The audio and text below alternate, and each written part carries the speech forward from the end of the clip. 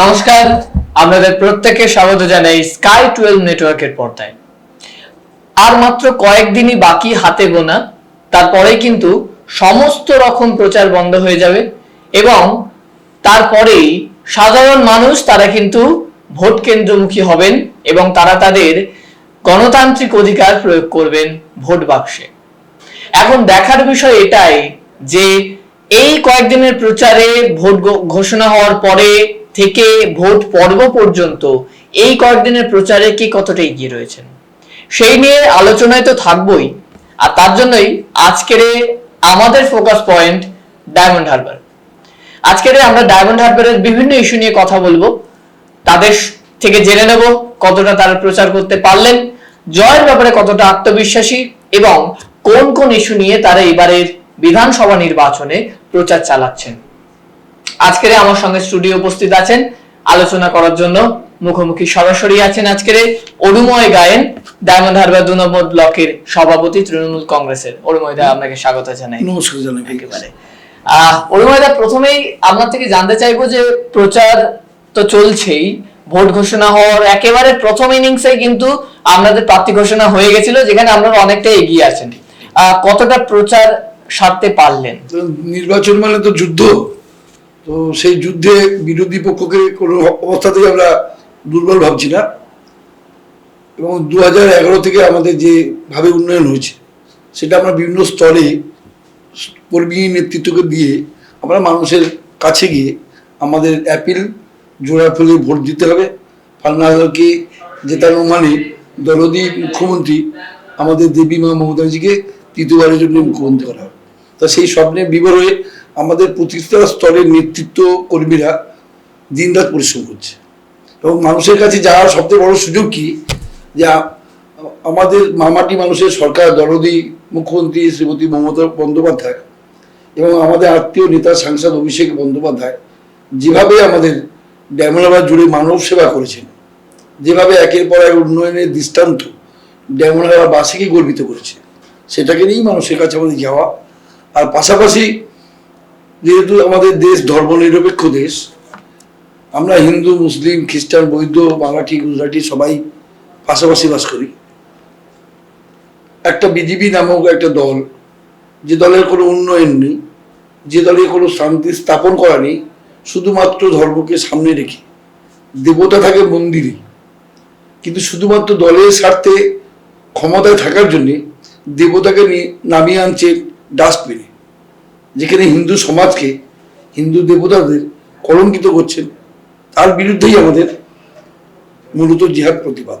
আর CPM party কি বলবো, 35 বছর বাংলায় ক্ষমতায় ছিল, গ্রামের উন্নয়ন করেনি, গণদেবতার সেবা করেনি, সিঙ্গুর নন্দীগ্রাম সারা বাংলা জুড়ে রক্তের হোলি খেলা।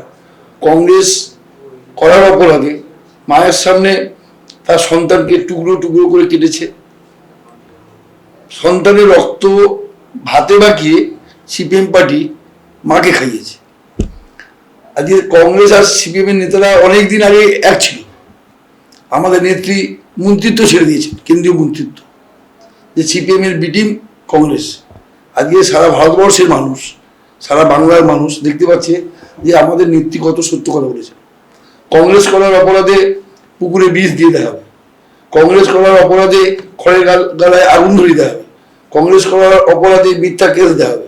আর কংগ্রেসের নেতারা সিপিএম এর সাথে তলায় তলায় এক, নেতারা সব সিট ভাগাভাগি করে নিত, আর সারা বাংলা জুড়ে কংগ্রেস কর্মীরা খুন হতো, অত্যাচারিত হতো। আমাদের নেত্রীর প্রতিবাদ করেই সারা বাংলায় কংগ্রেস কর্মীদের জন্য, সারা বাংলার গণদেবতাদের জন্য তিনি তার রাজনীতির জীবন বাজি রেখে এই তৃণমূল কংগ্রেস দল 98 সালে তৈরি করেছিলেন। আজকে প্রমাণিত সত্য যে আমার নেত্রী কত সহজ সরল সুন্দর, সত্যি কথা একদম প্রকাশ্যে বলে, সেটা যে প্রমাণিত। আপনার কাছে এই প্রশ্নটাই করবো যে সকাল থেকে একেবারে রাত পর্যন্ত এই যে সময়টা, যতক্ষণ মানুষের মধ্যে আপনারা মিলেমিশে থাকতে পারেন, তাদের মধ্যে গিয়ে প্রচারটা চালাতে পারেন, এই সময়টা আপনারা কি কিভাবে ব্যবহার করছেন? আমাদের আমি যে নীতিতে বিশ্বাসী, সেটা গণদেবতা হচ্ছে শক্তির ভিত। আমরা গণদেবতাদের মাথা নত করে শ্রদ্ধা করি।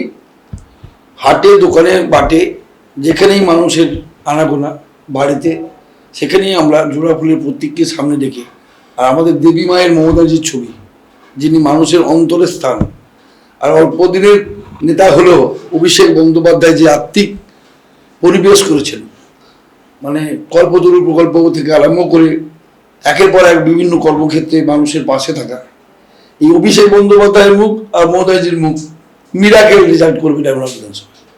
বেশ, আপনার বিধানসভায় আপনার যার জন্য আপনারা লড়াই করছেন, যে প্রার্থীকে জেতানোর জন্য লড়াই করছেন, প্রতীকী প্রার্থী তিনি কিন্তু পান্নালাল হালদার। পান্নাবাবুকে সঙ্গে নিয়ে কতটা প্রচার, মানে কতটা এরিয়া এখনো পর্যন্ত আপনারা ডায়মন্ড 95% জায়গায় কমপ্লিট করে গেছি।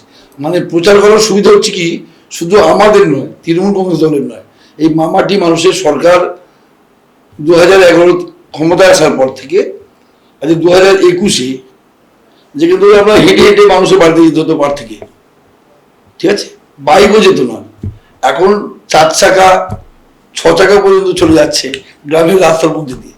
তাই অল্প সময়ে মানুষের কাছে যাওয়া, গাড়ি করে চলে গিয়ে গ্রামের মধ্যে ঢুকে পড়া, গাড়ি করে গেলাম 1 কিলোমিটার, গাড়ি করে গেলাম পাড়ার মধ্যে ঢুকে গেলাম, আবার 5 মিনিট গাড়িতে করে গেলাম, আবার পাড়ার মধ্যে ঢুকে গেলাম, বাড়ির মধ্যে ঢুকে গেলাম, যেটা খুব সহজ হয়েছে। গ্রামের রাস্তা দিয়ে পিচের হয়েছে, পাড়ার রাস্তা কংক্রিটের হয়েছে, তাই প্রচার অভিযান অল্পতে মিরাকেল হচ্ছে। বেশ, এখানে আপনার কাছে প্রশ্নটা রাখবো, যেহেতু আপনারা বলছিলেন যে একেবারে তৃণমূলের জন্মলগ্ন থেকে আপনি সেই দলের সঙ্গে আছেন। এবছর 2011 থেকে আপনাদের সরকার চলেছে, এবছর আবার একটা বিধানসভা নির্বাচন 10 বছর পর। এবছর আপনারা কোন কোন ইস্যুকে সামনে রেখে মানুষের কাছে যাচ্ছেন? দেখুন, আমাদের মূলত ইস্যু যেটা হচ্ছে মানব সেবা করার ইস্যু। ভারতবর্ষের স্বাধীনতার পরে গণদেবতারা যারা যে কোনো সমস্যা যদি হতো, ধরুন বিএলআর অফিস, জায়গা জমির সমস্যা, স্বাস্থ্য দপ্তর, বিভিন্ন যে সরকারি দপ্তরগুলো ছিল, সেই দপ্তরে তাদের সমস্যা মেটাবার জন্য মানে তাদের হাড়ে চটি ছিঁড়ে যেত। তো তাছাড়াও সরকারি আধিকারিকদের প্রতি সাধারণ মানুষের অভিযোগ ছিল অন্যান্য বিষয়ে। কিন্তু আজকের আমাদের দলটি নেত্রী গণদেবতা যে কত সম্মানের, গণদেবতা যে কত মর্যাদার, শুধু নির্বাচনের সময় হাতে পায়ে ধরে ভোট নেওয়া নয়, সরকার মানুষের দুয়ারে, মানুষের কাছে সরকার চলে যাচ্ছে। তার কি সমস্যা, কি কি সমস্যা সরকারের আধিকারিকরা লিপিবদ্ধ করছে এবং তড়িৎ গতিতে সেই সমস্যা সমাধানের দিশা দেখাচ্ছে। এই যে সাবজেক্ট, যেটা স্বাধীনতার পরে পশ্চিম বাংলা ছাড়া অন্য রাজ্যে আপনি পাবেন না। এই যেমন স্বাস্থ্য সাথী কার্ড, এক সময় কেন এই সিদ্ধান্ত নেওয়ার আগে অনেক সময় বাড়ির আপনজন আত্মীয় স্বজনরা অসুস্থ হয়ে পড়লে কানের মা কানের মাংড়ি বন্ধ করে দিয়ে দিচ্ছে, বাবা জায়গা বন্ধ করে দিয়ে দিচ্ছে, ভাই ঘটি বাটি বন্ধ করে দিয়ে আপনজনদেরকে সুস্থ করে আনত। আজকে নেত্রী বলছেন আমি তোমাদের আপনজন আত্মীয়, 5 লক্ষ টাকা তোমার পরিবারে তোমার সন্তানের যদি কোনো সমস্যা হয়, 5 লক্ষ টাকা সরকার তোমার সন্তানকে সুস্থ করে বাড়ি ফেরার ব্যবস্থা করবে।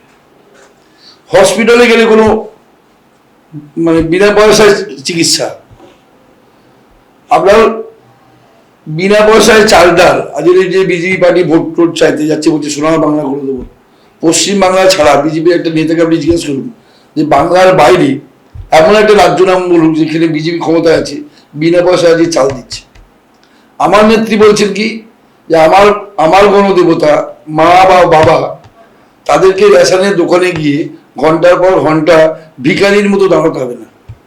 আমার সরকারি কর্মীরা গণদেবতার বাড়িতে, যারা আমাদের জিতিয়ে এমএলএ করেন, জিতিয়ে যে এমএলএ হওয়ার পরে আমি মুখ্যমন্ত্রী হয়েছি, বা 30 পঞ্চায়েত নির্বাচনে যে গণদেবতা জেতে যাওয়ার পরে প্রধানের সম্মান পায়, গ্রাম সবার সদস্য সম্মান পায়, সেই গণদেবতার কাছে সেই মা বাবার বাড়িতে আমার সরকারি আধিকারিকরা যে গণদেবতার অর্থের ট্যাক্স নিয়ে সরকারি অফিসারদের মাইনে দেওয়া হয়, সেই অফিসাররা তার বাড়ি থেকে 4 লাখ কম দিয়ে আসবে।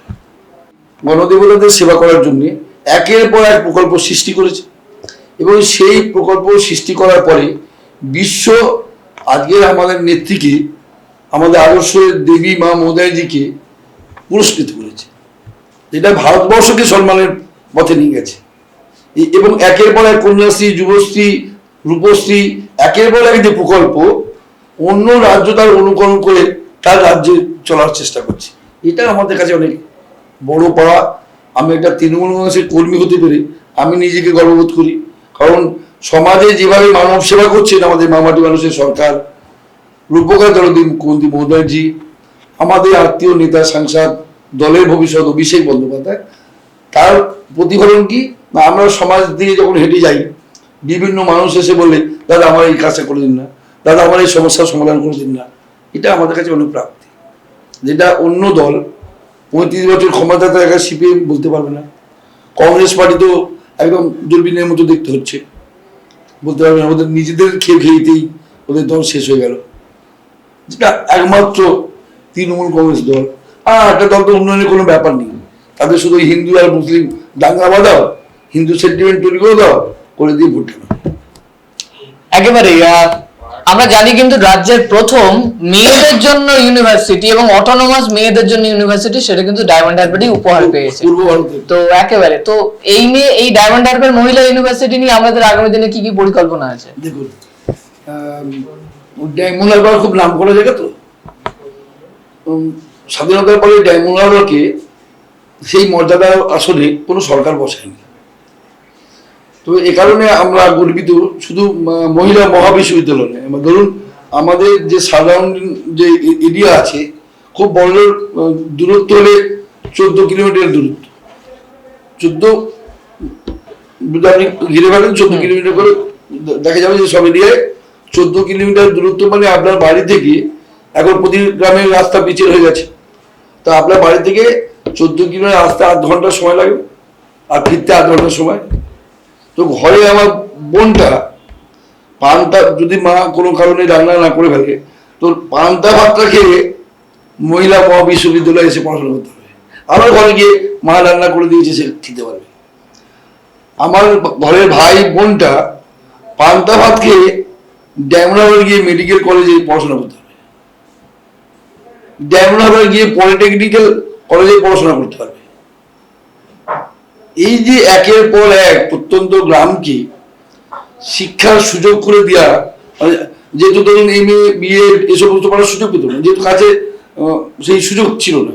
আজ গ্রামের প্রত্যন্ত গ্রামের বোনেরা ভাইরা যে পড়াশোনা করার সুযোগ পাচ্ছে, ডাক্তার, গ্রামের ছেলে ডাক্তার মানে ভাবা যায় না, গ্রামের মেয়ে MA পড়ছে ভাবা যায় না। আজকের দিনে সেটা জল ভাত, সেটা আমাদের রূপকার দলদী মুখ্যমন্ত্রী মমতাজি করেছেন, তাই আমরা তার কাছে চিরকৃতজ্ঞ। আপনি বারবার তৃণমূল কংগ্রেসের সভানেত্রী মমতা বন্দ্যোপাধ্যায়ের প্রসঙ্গ আনছেন, কিন্তু ডায়মন্ড হারবার আরো একজনের জন্য গোটা দেশের শিরোনামে চলে এসেছে, তিনি হলেন ডায়মন্ড হারবারের সাংসদ অভিষেক বন্দ্যোপাধ্যায়। একদম একদম একদম। ডায়মন্ড হারবার সাংসদ অভিষেক বন্দ্যোপাধ্যায় নিজের লোকসভা ক্ষেত্রের মধ্যে এবং ডায়মন্ড হারবার বিধানসভার মধ্যে কিভাবে প্রচার করছেন, গতদিনে কিভাবে করেছেন, বা আগামী দিনে যদি সময় থাকে কিভাবে করবেন? অভিষেক বন্দ্যোপাধ্যায় কে সাংসদ হিসেবে পেয়ে, নেতা হিসেবে পেয়ে আমরা নিজেদেরকে ভাগ্যবান মনে করি।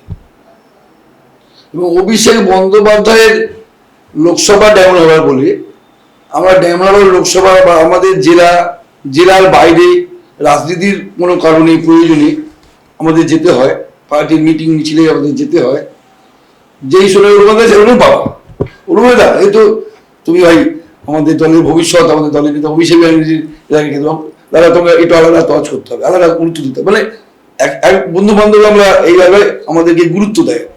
এবং আমাদেরকে যথেষ্ট অভিষেক ব্যানার্জির কেন্দ্রের পার্টি ওয়ার্কার বলে যথেষ্ট আমরা সম্মান পাই অন্য জেলার বিভিন্ন প্রোগ্রামে গিয়ে। তো অভিষেক বন্দ্যোপাধ্যায় মানে যে খুব কাছ থেকে কথা না বলেছে, বিরোধীদের অনেক রকমের কথা আছে, এটা অনেক অনেক বড় মাপের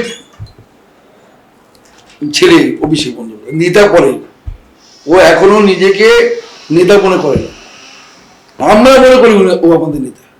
ও আমাদের সাথে যখন কথা বলে তখন আমরা মনে করি নেতা, কিন্তু কথা এত সাবলীল কথাবার্তা, এত এত মানে আত্মীয় বন্ধনের কথাবার্তা, সেটা ভাবা যাবে না। অভিষেক বন্দ্যোপাধ্যায় আমাদের সাংসদ বলে মানে একের পর এক কল্পতরু প্রকল্প বলুন, MP টুর্নামেন্ট বলুন, আর এই যে ঝড় গেল, ঝড়ে যেভাবে অভিষেক বন্দ্যোপাধ্যায় যেভাবে পাশে দাঁড়িয়েছে, মানে ভাবা যাবে না। আপনি ভাবুন না যে সারা ভারতবর্ষের নিরিখে অনেক সাংসদ তো আছে, হঠাৎ করে মাথায় এলো কি করে যে আমার লকডাউন পিরিয়ড চলছে, আমার প্রত্যন্ত গ্রামে মিনিমাম 20-25টা এমন পরিবার আছে যাদেরকে এই লকডাউন পিরিয়ডে অত্যন্ত আপনজন আত্মীয় ধার দেবে না, তার কারণ ও এতো অত্যন্ত গরিব, কিন্তু ধার শোধ করতে পারবে না। তা সেই পরিবারের কথা কিন্তু অভিষেক বন্দ্যোপাধ্যায় মাথায় এসেছে, এবং তিনি বলেছেন আমি সাংসদ, কেউ আমাকে হয়তো ভোট দেননি, আমি তারও সাংসদ।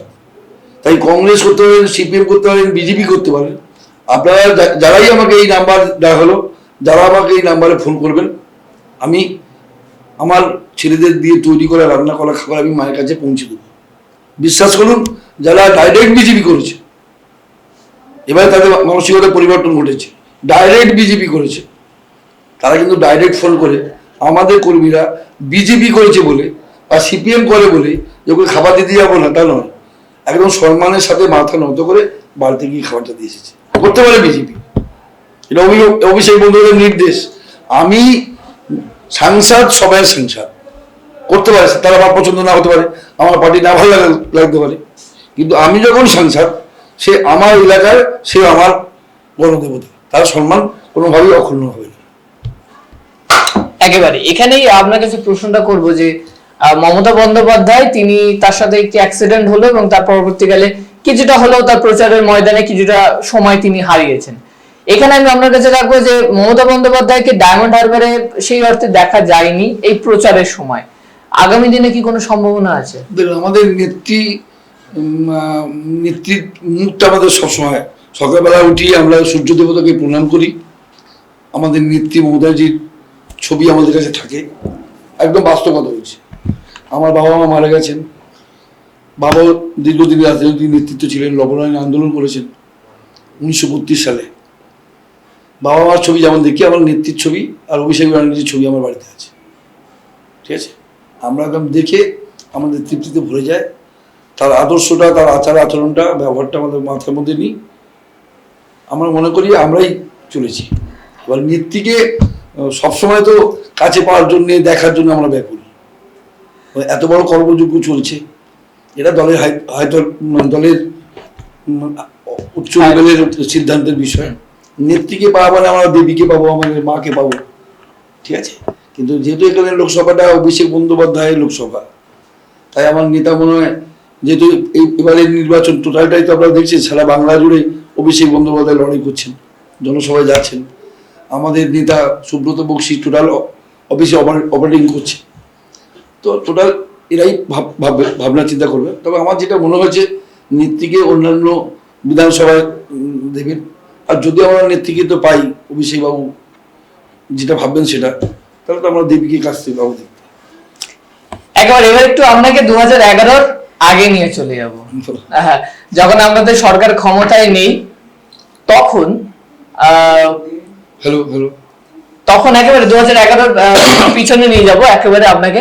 তখন আমাদের সরকার ক্ষমতায় নেই, তখন মমতা বন্দ্যোপাধ্যায়ের সঙ্গে এমন কোন স্মৃতি আছে তার সঙ্গে আপনি লড়াই ময়দানে গেছেন? খানিকটা অনেক বড় সৌভাগ্য হয়েছে আমার নেত্রী 2001 সালে সিপিএম এর রাজত্বে বিধানসভা নির্বাচনের পরেই একটা বাড়িতে ডাকাতি হয়েছিল, এবং সেই বাড়িতে দুজন খুন করেছিল, এবং আমার নেত্রী আমার বাইকে করে, এখন ভাদুড়া অঞ্চলের বলরামপুর গ্রামে আমার বাইকে করে গিয়েছিলেন। আমার সৌভাগ্য হয়েছিল, এবং সবথেকে আরো বড় সৌভাগ্য এটা আমার, যে আমার নেত্রী তিনি যে বই লিখেছিলেন, সেই বইতে, একান্ত বইতে এখনো আমার নেত্রী সেই ছবি রেখেছেন।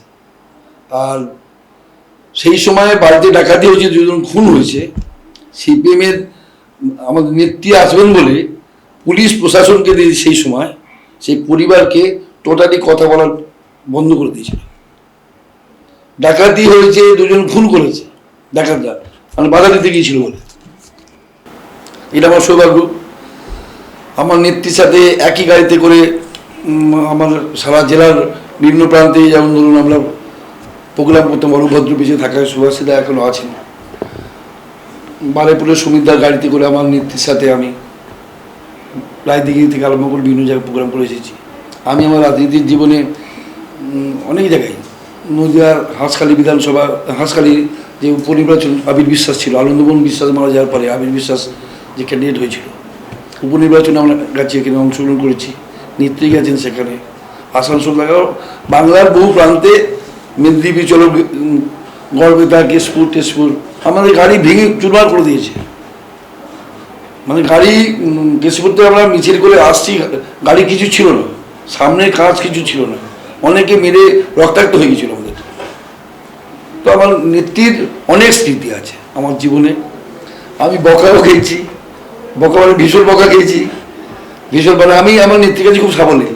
যখন আমি যদি মনে করি যে এটা মনে হচ্ছে ঠিক নয়, আমি আমার নেত্রীকে খুব সহজেই বলেছি যে দিদি এগুলো মানে আমি যদি মনে করতাম যে আমি বাবার নেত্রীকে বলবো না, তো তার পাদস্পর্শে তো আমরা করবি। নেত্রী খারাপ বুঝলে আমার ব্যক্তিগত রাজনীতির জীবনের ক্ষতি হয়ে যাবে, আমি কিন্তু সেটা ভাবিনি। আমার দৃষ্টিকোণে মনে হয়েছে এটা খারাপ, এটা চক্রান্তকারী দলে ঢুকছে, বা কোনো নেতা তাকে পাঠিয়ে দিয়েছে আমার দলের বিধানসভায় বা লোকসভায় প্রার্থী করার জন্যে, টোটাল দলের খবর নেওয়ার জন্যে। আমি সাবলীলভাবে গিয়ে কিন্তু আমার নেত্রীকে বলেছি যে দিদি এই কিন্তু ঠিক নয়, মারতে এসেছে, বকা দিয়েছে, আজকের দিনে কিন্তু ঠিক যে আমরা যে কথাগুলো নেত্রীকে বলেছি। আমার নেত্রী তো অনেক উদার, সরল সরল, সুন্দর, সুন্দর ছাড়া তার ভাবনা চিন্তা করে ওকে যে নেত্রীকে কেউ যে চক্রান্ত করতে পারে, এই যে শুভেন্দু অধিকারীর মতো ছেলে, যাকে যে দেখলেই মানে মাথা মানে পায়ের নিচে দিয়ে দিতে পারতো, যে কত চক্রান্তকারী। আমার নেত্রীকে বুঝেছি, তাকে দ্বিতীয় মুখ্যমন্ত্রীর মতো ক্ষমতা দিয়েছিল। তা আমার নেত্রীকে আমি খুব সরলভাবে সুন্দরভাবে বলেছি, আজও বলতে পারি, কিন্তু অভিষেক বাবুকে বলতে পারি না, খুব বাস্তব কথা বলি। আলাদা সমীহ, আলাদা ফিলিংস কাজ করে। বেশ, আমরা অনেক দৃষ্টান্ত যেমন নেত্রী জানে, যেগুলো পরবর্তী ক্ষেত্রে অনেক সত্যি, সেটা আমি সাবলীলভাবে নেত্রীকে ডিরেক্ট গিয়ে বলেছি, দিদিকে সামনে বলেছি, আজও বলতে পারি। তাতে মারতে এসেছে, বকা দিয়েছে, কত বড় মনের কথা বলি আপনাকে আমার নেত্রীকে, কত বড় মন ভাবুন। সারা জেলার বিভিন্ন প্রান্তে প্রোগ্রাম হচ্ছে, ড্যামলার, ফলতা, সাতগাছিয়া প্রোগ্রাম হয় না। আমরা প্রোগ্রাম শেষ করেছি, 4টে প্রোগ্রাম শেষ করে এসে ঠাকুরপুকুরের নেত্রী প্রোগ্রাম শেষ হয়েছে। এবার আমি দেবুদা মারা গেছে, আপনার এই আমতলার চিত্তজ্ঞানা, আমরা আজকে দিদির বাড়িতে যাবো, সে রাত 12টা বাজে, 1টা বাজে, দিদির কাছে ডাইরেক্ট গিয়ে, কেন আমরা প্রোগ্রাম হবো না, তো গেছি রাত্রে, গিয়ে দেখছি যে দিদি বাড়িতে ফেরিনি।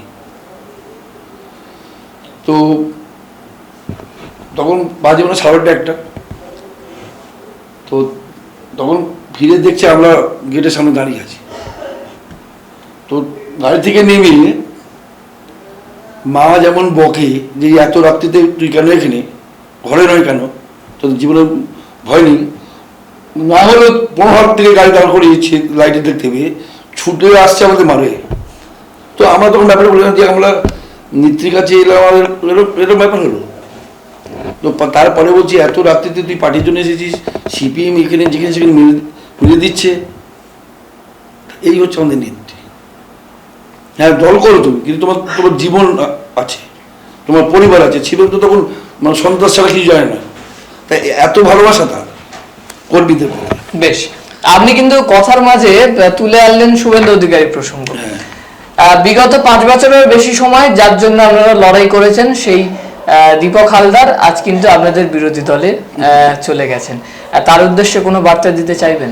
দেখুন, বার্তা বলতে কি বলুন তো, অখিলগিরি নেত্রীর সাথে আমরাও তো ছিলাম, নেত্রীর সাথে 93 সাল থেকে একইভাবে সামনে দান মেরে ভেঙে দিয়েছে, একাধিক কেসকে খাটিয়ে জেল খাটিয়েছে, আমার নেত্রী নিজে জানেন, ঠিক আছে। দল বড় করার তাগিদে, দল ক্ষমতায় রাখার তাগিদে নেত্রী অনেক সময় অত্যন্ত আপনজনদের দায়িত্ব থেকে দায়িত্ব থেকে দূরে রেখে এই বেঈমান মির্জাপুরদের ক্ষমতা এনেছিল। ওখানে দলের নেতাকে অখিলগিরি, শিশির অধিকারী ভাইরা ভাই, অখিলগিরি নেত্রীর সাথে 93, 94, 95 সাল থেকে পার্টি করে এসেছে। নেত্রী দলকে বড় করার তাগিদে অখিলগিরিকে কিন্তু সেই সম্মান দেয়নি, শিশির অধিকারীকে, শুভেন্দু অধিকারীকে যে সম্মান দিয়েছে। অখিলগিরি কিন্তু সরে যায়নি, আমরা যেমন সরে যাবো না জীবনে।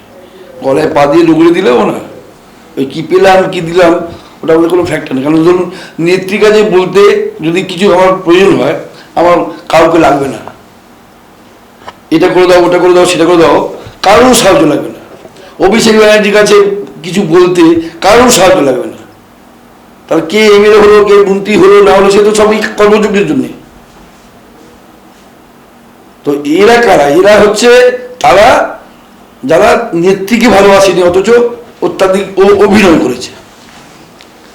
মানে সমাজে দেখেছি দেবী দেবী মা, আপনি আগের খবর দিয়ে দেখবেন যে ওই শুভেন্দু অধিকারী বিজেপিকে নিয়ে কত নোংরা ভাষা বলেছে। যার নীতি ঠিক নেই, আদর্শ ঠিক নেই, সে কি নিতে হবে?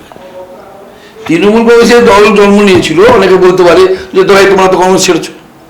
আমরা কংগ্রেস ছেড়েছি কেন? আমার নেত্রী যেটা আমাদের বারবার বুঝিয়ে দিয়েছে সমাজে, যে কংগ্রেস হচ্ছে সিপিএমের বিটি। কোন কংগ্রেস কর্মী কংগ্রেস করার অপরাধে সিপিএম এইভাবে খুন করছে, এইভাবে জবরদখল করছে। আজকে তো প্রমাণিত সত্য, 98 সালে কংগ্রেসি পরিবারদের বাঁচাবার জন্য তৃণমূলের জন্ম। এই তৃণমূল কংগ্রেস যারা আমরা তৈরি করেছি 93 সাল থেকে দিদির পায়ের কাছে মানে দিদি পা ছোঁয়া মানে আমাদের আলাদা শিরোন জাগে। 98 সালে আমরা এই দল তৈরি করেছি। যারা এই দল তৈরি করে কি পেলাম না অন্য দলে যাচ্ছে, আমার মনে হয় দলের ভবিষ্যতের জন্য খুব ভালো। একদম সত্য কথা বলছি। আমি কি পেলাম না তাই জন্য আমি চলে গেলাম অন্য দলে। কোন এমএলএ এসেছে, ধরুন একটা তফসিলি কেন্দ্র হচ্ছে, দেখা গেছে হয়তো দল ভেবেছে ওগুলোকে আমি ক্যান্ডিডেট করবো, সে এমএলএ ধরুন সম্মান দিল না, দরকার কি আছে? তার সম্মানের উপর আমি নির্ভর করবো কেন? তাহলে আমার কি সমাজে তাহলে আমার কোনো রেখাপাত নেই? ধরুন আমি 93 আমি ছাত্র রাজনীতি করা ছেলে, 84 সাল থেকে পার্টি করা ছেলে, তাহলে আমি সমাজের মাটিতে দাঁড়িয়ে সিপিএমের বিরুদ্ধে লাগাম ছাড়া আন্দোলন করেছি। সমাজের মানুষ জানে, তার জন্য এমএলএ দয়া লাগবে নাকি, না প্রধানের দয়া লাগবে? সমাজ তো জানে তৃণমূল কংগ্রেস দল তৈরি করার, নেত্রীর আদর্শ দল তৈরি করার জন্য একের পর এক লাগাম ছাড়া ধারাবাহিক আন্দোলনের দৃষ্টান্ত আছে এবং সফলতা আছে, যেটা সমাজ জানে। তাই এ সম্মান দিল না তাই দল ছেড়ে দিল, ও সম্মান দিল না তাই দল ছেড়ে দিলাম, কি অধিকার পেলাম না দল ছেড়ে দিলাম। এই দল ছেড়ে দেবো, দলের ক্ষতি হবো, একদম মনের মধ্যে স্থান দিই না আমরা। কোনো দিনের জন্য মনে হয়নি? একদম একদিনও নয়, বিশ্বাস করুন। আমার মরা ভাইয়ের দিব্যি দিয়ে বলছি, আমার ছেলে মেয়ের দিব্যি দিয়ে বলছি, একদিন একটা সেকেন্ড কোনো কারণে রাতভর কেঁদেছি, এটা হতে পেরেছে, কিন্তু কোনোদিন এক সেকেন্ডে আমার ছেলে মেয়ের দিব্যি করে বলছি, আমার মরা বাবা মার দিব্যি করে বলছি, একটা সেকেন্ড মনে হয়নি আমার দলের এতটুকু ক্ষতি হবে। বরঞ্চ সকালবেলা উঠে যেমন আত্মীয় স্বজন আপনজনদের মঙ্গল কামনার জন্য সূর্য দেবতাকে প্রণাম করি, ঠিক তেমনিভাবে কিন্তু আমার দলের, আমার নেতাদের ঈশ্বরের কাছে কামনা করি। বেশ, এবার একটু অনেক রাজনীতির মধ্যে আমরা ছিলাম, অরুময়দা এমন ভাবে বক্তব্যটাকে, আলোচনাটাকে নিয়ে গেলেন যে একটু রাজনীতির বাইরে গিয়ে প্রশ্ন না করে থাকতে পারছেন। অরুময়দা, রাজনীতির পাশাপাশি আপনি যখন একান্তে থাকেন, যখন আপনি অবসর সময়ে থাকেন, আপনি কোন কোন কাজ করতে সবথেকে বেশি পছন্দ করেন? দেখুন, আমি স্কুল লাইফে ব্রতচারী, আমি তবলা বাজাতেও জানি। একদম ক্লাস 4-এ পড়ি, নাটক, থিয়েটার, এখন যাত্রা। আমরা মানে দিদিকে বলো যাত্রাপালা, আমরা চিতপুরে একজন দুলাল চ্যাটার্জি ছেলে নীলকমল চ্যাটার্জিকে নিয়ে এসে দিদিকে বলো যাত্রাপালায়, যেমন আপনার বাংলার উন্নয়ন, নেত্রীর ভাবনা চিন্তা, চলাফেরা, কাজকর্ম এবং আমাদের দলের যে ভবিষ্যৎ, অভিষেক ব্যানার্জি এবং বিজেপির যে নোংরাম, টোটাল কাহিনীতে তুলে আমরা বিভিন্ন পাড়ার জায়গায় যাত্রা করি। নাটক, যাত্রা, আবৃত্তি করা। দেখুন, বাংলার সভ্যতা সংস্কৃতি তো লোকশিক্ষা, গাজন বলুন, পুতুল নাচ বলুন, যেগুলো হারিয়ে গিয়েছিল, যেটা আমাদের নেত্রী পুনরায় মানে শিল্পীদেরকে বাঁচিয়ে তুললেন। তাদের অনারিয়াম দিয়ে শিল্পীদের বাঁচিয়ে তুললেন। তো আজকে আমাদের পশ্চিম বাংলার যে সভ্যতা সংস্কৃতি তার মেল বন্ধন হচ্ছে আপনার লোকশিক্ষা। তা সেই লোকশিক্ষার মধ্যে তো আমি তো সামাজিক মানুষ, সমাজ যেটা চাইবে, আমি সবসময় মাথায় রাখি সমাজ যেটা চাইবে সেই কাজ আমাকে করতে হবে। তাহলে না হলে কিন্তু আমি সমাজ থেকে সেই রাজনীতি বলুন আর যাই কাজ বলুন সমাজের গ্রহণযোগ্যতার উপর নির্ভর করবে আমার কর্মধারা। গণদেবতা বলুন, সমাজ বলুন, সমাজের বাইরে গিয়ে কোনো কাজ করলে, সে যেমন ধরুন একটা ট্রেন, চলন্ত ট্রেন যেমন আপনি হঠাৎ সুইচ টিপে দিলে যেন গতিতে গিয়ে থেমে উল্টে যায়, সমাজ যেটা চাইবে না সেটা যদি আমি জোর করে করি সেটা ঠিক হবে না। আমি তাই সমাজ যেটা চাইবে তার বাইরে কোনো কাজ করার ছেলে নয়। বেশ, অনেকক্ষণ আলোচনা দিলাম, কথা বললাম, একেবারে শেষ প্রশ্ন নিয়ে যাব যে একদিকে কিন্তু আপনাদের প্রাক্তন নেতা তিনি বিজেপির হয়ে প্রার্থী, অন্যদিকে বামেরা তরুণ তুর্কি প্রতীকুর রহমানকে প্রার্থী করেছে ডায়মন্ড হারবার থেকে। সেখানে পান্নালাল হালদার কতটা ফাইট দিতে পারবেন, কতটা আত্মবিশ্বাসী আপনি? দেখুন, পান্না হালদার কিন্তু ব্যক্তি, তৃণমূল কংগ্রেস দলের মেন মুখ হচ্ছে মমতা। 2011 থেকে 2021 উন্নয়নের জোয়ার, সাংসদ অভিষেক বন্দ্যোপাধ্যায় আমাদের দলের ভবিষ্যৎ, মানুষের অন্তরের স্থান জোড়াফুল। পান্নাটাকে আমরা পেয়েছি মানে একটা বিচক্ষণ, একদম সহজ সরল সুন্দর এক ব্যক্তিত্ব, উচ্চমানের উকিল, দীর্ঘদিনের রাজনৈতিক ব্যক্তিত্ব, ডায়মন্ড হারবার পৌরসভার চেয়ারম্যান ছিলেন, ভাইস চেয়ারম্যান ছিলেন। মানে এখানে বিরোধীরা যারা আছেন, আমি কাউকেই ছোট করছি না, তৃণমূল জোড়াফুলের প্রতীক যেমন জলজল করছে, পান্না হালদার মিরাকেল হলে জিতবে, মিরাকেল। ডায়মন্ড হারবার বিধানসভার রাজনীতির ইতিহাসে যে সংখ্যক কোনো বিধায়ক কোনোদিন জেতেনি, 2021 বিধানসভা নির্বাচনে মুখ্যমন্ত্রী দেবী মা মমতাজিকে তৃতীয়বারের মুখ্যমন্ত্রী করার জন্য পান্না হালদারকে বিপুল মিরাকেল ভোটে পান্না হালদার দিবে। বেশ, অরুময় দাস সঙ্গে কিন্তু আবারও আলোচনা হবে, আবারও আড্ডা দেওয়া হবে, সেটা হয়তো বা ভোটের পর। সমীকরণটা রাজ্যের তখন কি থাকবে সেটা কিন্তু আমরা কেউই প্রেডিক্ট করতে পারছি না, সংবাদ মাধ্যম অন্তত। এবারে কি ত্রিশঙ্কু হবে, নাকি এবারে সংখ্যাগরিষ্ঠতা নিয়ে পুনরায় ক্ষমতায় আসবে তৃণমূল, নাকি পরিবর্তন হলেও হতে পারে? উত্তরটা কিন্তু আর মাত্র কয়েকদিনের অপেক্ষা, বিশেষ করে ডায়মন্ড হারবার বিধানসভা ক্ষেত্রে, যেখানে 6 তারিখে কিন্তু ভোট হতে চলেছে। আপনাদের প্রত্যেকের কাছে অনুরোধ, আপনারা ভোট দিন, নিজের গণতান্ত্রিক অধিকার প্রয়োগ করুন এবং আগামী দিনে বাংলার রাজনীতিকে আরো বেশি পরিমাণে সুস্থতার দিকে এগিয়ে নিয়ে যান। আজকের আমাদের মধ্যে উপস্থিত ছিলেন অরুময় গায়েন, ডায়মন্ড হারবার 2 নম্বর ব্লকের সভাপতি। অরুময় দা, অসংখ্য ধন্যবাদ আমাদের মধ্যে এসে আপনার অভিজ্ঞতাটা শেয়ার করার জন্য, এবং আপনাদের প্রত্যেককে অনেক ধন্যবাদ। আপনারা দেখতে থাকুন, আমাদের সঙ্গে থাকুন, এবং ভোটের আগে সমস্ত আপডেট পাওয়ার জন্য শুধুমাত্র চোখ রাখুন স্কাই 12 নেটওয়ার্কের পর্দায়। আজকের মতন শুভরাত্রি, ভালো থাকবেন, ভালো রাখবেন, নমস্কার।